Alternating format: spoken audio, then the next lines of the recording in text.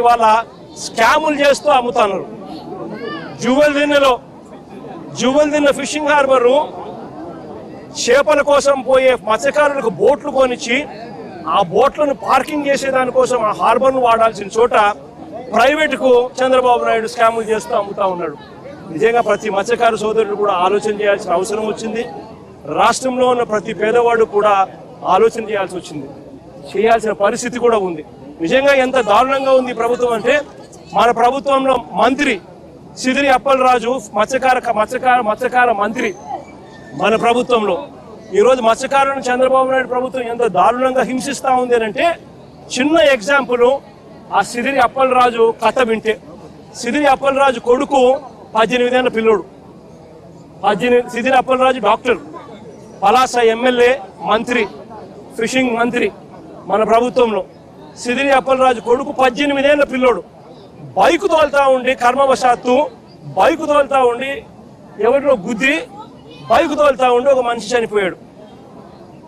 యాక్సిడెంట్లు అవుతూ ఉంటాయి, చేసింది నేను కరెక్ట్ అని నేను చెప్పను. బట్ ఆ పిల్లోడు 18 ఏళ్ల పిల్లోడు బైకు తోలుతా ఉండి ఆ పిల్లోడికి ఏం తెలుస్తుంది? ఒక్కొక్కసారి జరుగుతాయి. జరిగినప్పుడు నువ్వేం చేస్తా ఉన్నావు? ప్రభుత్వం ఏం చేసిందో తెలుసా? ఆ సిదిరి అప్పలరాజు కొడుకును మర్డర్ కేసులో హోమిసైడ్ సెక్షన్ పెట్టి ఇరికించాలని ప్రయత్నం చేసింది. నిజంగా ఈ ప్రభుత్వం మానవత్వం ఉందని అడుగుతా ఉన్నా. చివరికి జడ్జి తప్పులు బట్టి ఏం సెక్షన్ పెడతానారయ్యా మీరు? 18 ఏళ్ల పిల్లోడి మీద మర్డర్ కేసు ఏంది పెట్టడము? అరే యాక్సిడెంట్ అయ్యింది, తప్పు జరిగింది, అది మర్డర్ కేసు పెట్టడం ఏందయ్యా అని చెప్పి జడ్జు తిట్టి సెక్షన్ మార్పించింది. అంటే ఎంత దారుణంగా జరుగుతూ ఉందని ఆలోచన చేయమని అడుగుతా ఉన్నా. జువెల్దిన్నెలో మత్స్యకారులకు ఇబ్బంది కలుగుతా ఉన్న పరిస్థితుల్లో తమిళనాడు నుంచి తమిళనాడులో బోట్లు వచ్చి మన మత్స్యకారులకు ఇబ్బంది పడతా ఉంటే ఆ బోటును మన మత్స్యకారులు పట్టుకొని పోలీస్ స్టేషన్కి అప్పచెప్తే ఇడిపించింది ఎవరో తెలుసా? తెలుగుదేశం పార్టీకి సంబంధించిన వీళ్ళే. లోకేష్ గారు అక్కడికి పోతారు, నెల్లూరు జిల్లాకు. లోకేష్ పోయిన మరుసటి రోజు బోటు రిలీజ్. బోటు కూడా ఏంది, స్టేషన్లో పెట్టిన బంగారం మాదిరి బోటును స్టేషన్కి అప్పచెప్తే స్టేషన్లో పెట్టిన బంగారం దొంగతనం అయిపోయినట్టుగా బోటు దొంగతనం అయిపోతుంది.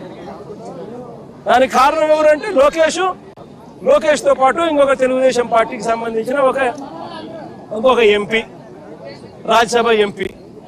అంటే మత్స్యకారులు అంటే ఎంత విలువ లేకుండా ఉంది అనేది ఆలోచన చేయాల్సిన అవసరం కూడా ఉంది. ఈరోజు రాష్ట్రంలో నిజంగా ప్రతి పరిస్థితి కూడా ఇదే మాదిరిగానే ఉంది. రాష్ట్రంలో ఈరోజు పిల్లలు సంతోషంగా లేరు. ఫీజు రీయింబర్స్మెంట్ అందడం లేదు. ఈరోజు ఫీజు రీయింబర్స్మెంట్ అందడం లేదు. స్కూళ్ళు అన్యాయంగా తయారైపోయాయి. కనీసం గోరు ముద్ద కూడా సరిగ్గా ఇవ్వని పరిస్థితి. పిల్లలకు కనీసం బ్యాగులు బూట్లు పుస్తకాలు కూడా సరిగ్గా ఇవ్వని పరిస్థితిలో ఈరోజు స్కూళ్ళు జరుగుతూ ఉన్నాయి. ఆరోగ్యశ్రీ అనేది పూర్తిగా దారుణమైన పరిస్థితిలోకి వెళ్ళిపోయింది. పేదవాడికి వైద్యం అందక ఈరోజు అప్పులు పాలవుతా ఉన్నా కూడా ఈ ప్రభుత్వం పట్టించుకునే పరిస్థితి లేదు. ఈరోజు రైతు అనేవాడు ఏ పంటకు గిట్టుబాటు ధరక రోడ్డెక్కే పరిస్థితిలో ఇవాళ రైతు అనేవాడు ఉన్నాడు. ఉచిత పంటల బీమా ఎగిరిపోయింది, ఆర్బీకేలు ఎగిరిపోయినాయి. రైతులకు అన్ని రకాలుగా రోడ్డెక్కుతా ఉన్న పరిస్థితి. సూపర్ 6లు, సూపర్ 7లు అని చెప్పి ఎన్నికలప్పుడు బాండ్లు ఇచ్చినారు. ప్రతి ఇంటికి వచ్చి సంతకాలు పెట్టి బాండ్లు ఇచ్చినారు. బాండ్లు ఇచ్చి సూపర్ 6లు, సూపర్ 7లు ఈరోజు మోసాలుగా మార్చి రాష్ట్ర ప్రజల జీవితాలతో చెలగాటలాడుతూ ఉన్నాడు. ఇదే పెద్ద మనిషి చంద్రబాబు నాయుడు. అన్ని రకాలుగా తోడు మేము ఉంటామా. పార్టీ తరపు నుంచి కూడా మీ అందరికీ కూడా మనం చేయగలిగిన సహాయం అంతా కూడా చేస్తామమ్మా.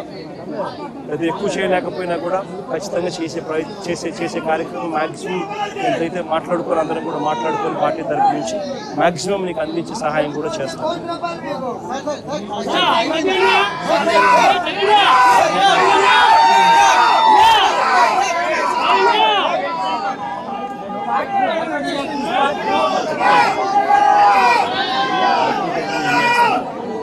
చేస్తాం, మాట్లాడుకోవచ్చు.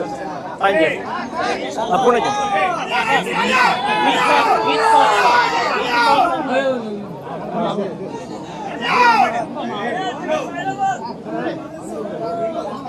ఈరోజు 4 మాటలు ఇంగ్లీష్లో కూడా మాట్లాడుతూ ఇంగ్లీష్ మీడియా కూడా కాస్తో కూస్తో చెప్పే కార్యక్రమం చేస్తాం.